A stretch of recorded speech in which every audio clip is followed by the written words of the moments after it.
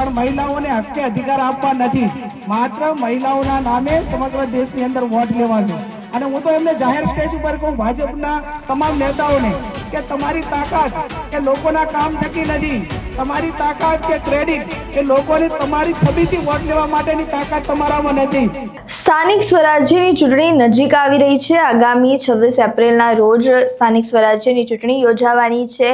તે પહેલા હવે દરેક ઉમેદવારો દ્વારા પોતાના મત વિસ્તારમાં પ્રચાર પ્રસારની જે પ્રક્રિયા છે તે શરૂ કરી દેવામાં આવી છે। લોકોને મળી રહ્યા છે ઉમેદવારો અને તેમની જે સમસ્યાઓ છે તેને સાંભળી રહ્યા છે, જનસભાઓ કરી રહ્યા છે, જેનાથી તે લોકો પોતાના જે અધિકારો છે, પોતાના જે ચૂંટણી આપવાનો જે અધિકાર છે જનતાને, તેના વિશે સમજાવી શકે અને તેઓ એ લોકો માટે શું કામ કરશે તે સમગ્ર વાર્તા તે લોકો સાથે કરી શકે।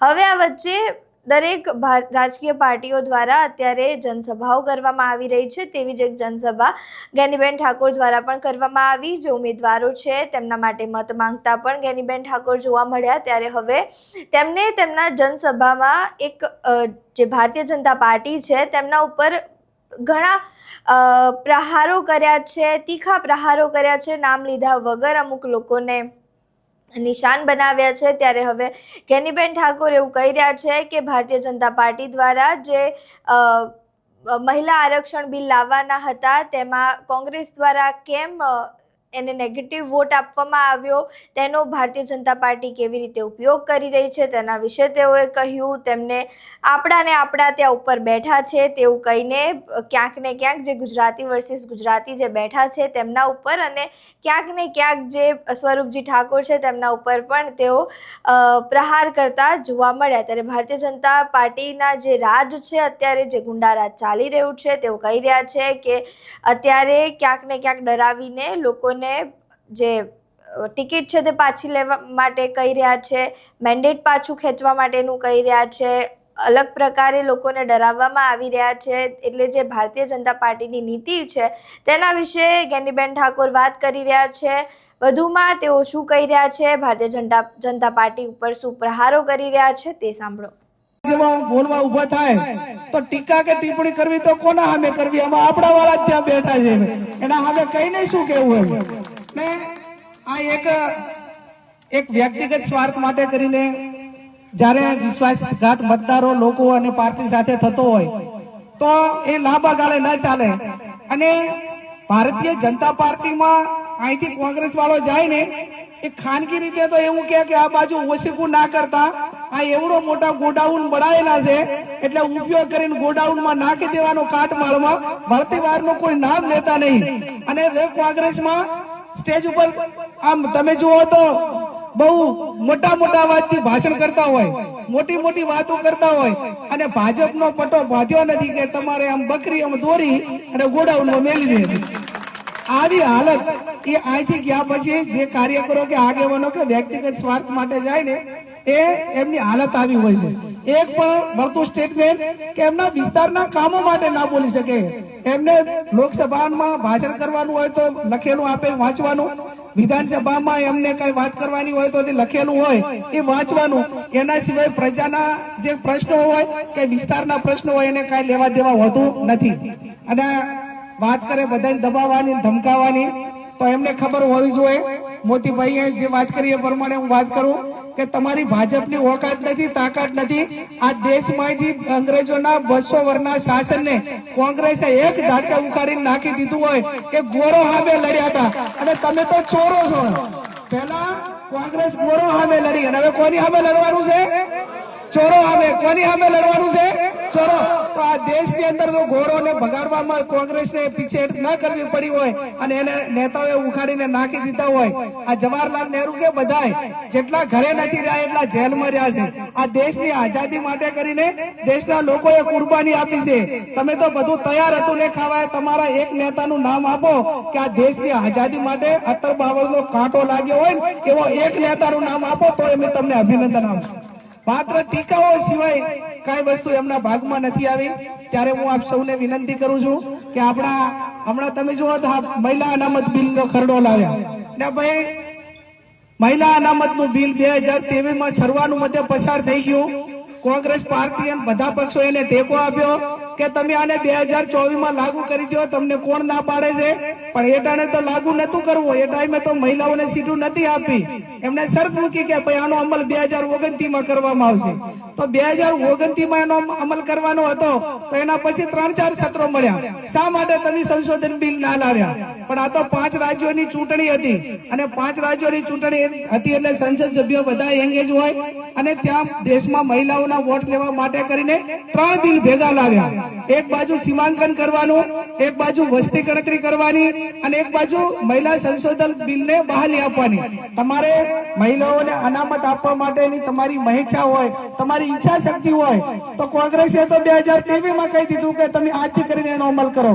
પણ મહિલાઓને હક અધિકાર આપવા નથી, માત્ર મહિલાઓના નામે સમગ્ર દેશની અંદર વોટ લેવાશે.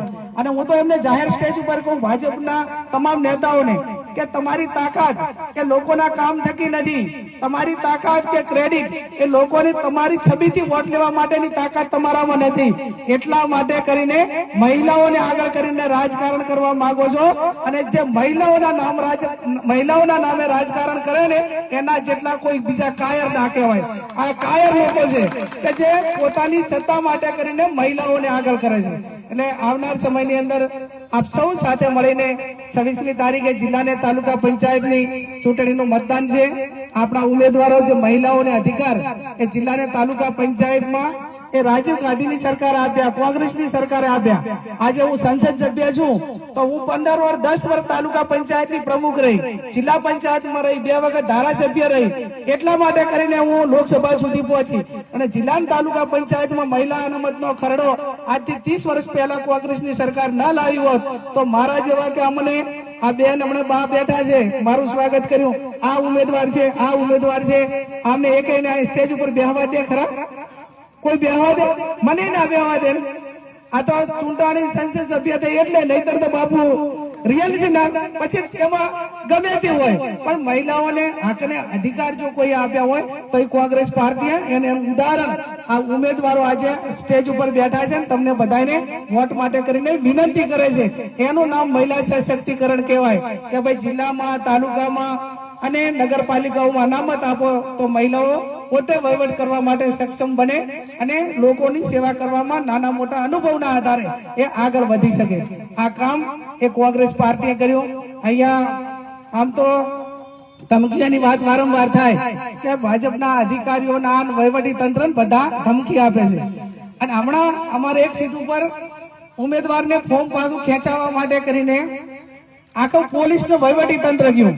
આ પોલીસની છબી અને પોલીસને જો ખરાબ કરી હોય ને એની ક્રેડિટ બગાડી હોય ને, તો આ છેલ્લા 10-15 વર્ષમાં જે ભાજપે બગાડી ને એટલી કોઈ સરકારે એક બગાડી હોય કે જેને પોલીસને પોલીસનું કામ કરવા દેતા નથી.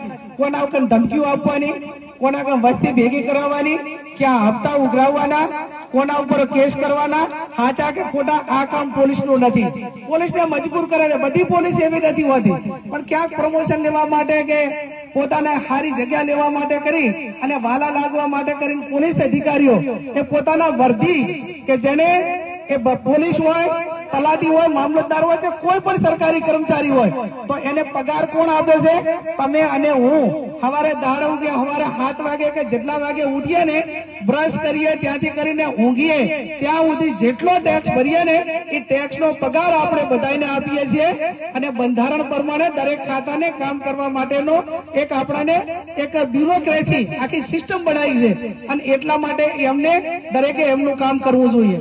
આ તો ધમકી આપવા જાય અને ત્યાં થઈને પાછું એવું કીધું કે આ એ વાહમાં જઈને એવું કીધું કે આ દારૂનો ધંધો કોણ કરે છે? એમને કે ઉપાડી દેવાના છે. પાછા કોણ ગયા? પોલીસ વાળા, પીઆઈ ને એના બીર જમાદાર ને આ બધા. હવે પોલીસનો ભાઈ દારૂનો ધંધો કોણ કરે છે? એ પોલીસ વાળાને વધારે ખબર હોય કે આપણને ખબર હોય? હપ્તા ઈ લેતી એને ખબર ના હોય કે આમાં દારૂ કોણ પાડે છે? એને ખબર હોય કે ભાઈ દેશીના હપ્તા કોણ લે છે, ઇંગ્લિશના કોણ લે છે. એના ગાડીઓ ચલાવવા માટે જે તમે ગાડીઓની લાઈન નીકળે ને તો પોલીસને કોઈ ગુનેગારોને પકડવા માટેનું વોટ્સએપ ગ્રુપ ના ચાલે, પણ પોલીસને આખી લાઈનની ગાડીઓ ચાલે છે ને એ આખું વોટ્સએપ ગ્રુપ ચાલે કે ભાઈ હવે અહીંથી ગાડી પસાર થઈ અને બનાસકાંઠાથી નીકળી છે એટલે દસાડા થઈને સૌરાષ્ટ્રમાં જવાની છે કે જે તે પોલીસના તાબામાં આવતી હોય ને પસાર કરવાની. આ તો રાજા રજવાડાની વાત. તમે જો આવી સિસ્ટમ ચાલે પોલીસ ખાતા. એટલે જે કામ વહીવટી તંત્રને કે અધિકારીઓને કે જે કરવાનું છે લોકોના હિતમાં કરવાનું છે નથી થતું, અને એના બદલે ક્યાંક ને ક્યાંક જે કામો નથી કરવાના થતા એ કામો થાય છે ને એના કારણે લોકોની અંદર રોષ છે. હું તમને બધાને ખાતરી આપું છું કે તમારું કોઈ પણ નાના મોટું કામ હશે તો કોંગ્રેસના આગેવાનો એ ક્યાંય તમારા માટે પીછેહટ નહીં કરે. અને આ લોકશાહી છે, આ લોફરશાહી નથી, આ લોકશાહી છે. અને લોકશાહીની અંદર સ્વતંત્ર અધિકારો છે. આપણો નેતા રાહુલ ગાંધી એમ કહેતા હોય કે ડરો મત. રાહુલ ગાંધીનું મકાન લઈ લીધું, એનું સંસદ સભ્ય પદ રદ કરી નાખ્યું, 4000 કિલોમીટર ચાલ્યો, 40 જેટલા કેસ કર્યા, ઈડી લાવી, સીડી લાવી, બધું લાવ્યું, પણ એ મારા ના ડગ્યો. આજે પણ કીધું કે હું નથી ડરવા વાળો અને નથી મારા કોંગ્રેસના કાર્યકરો ડરવા વાળા. તમારામાં તાકાત હોય એટલો જુલમ કરી લેજો, અને જે દાડે વારો આવે ને એ દાડે કુડીના ઘઉં ભરવા માટેની તૈયારી રાખજો.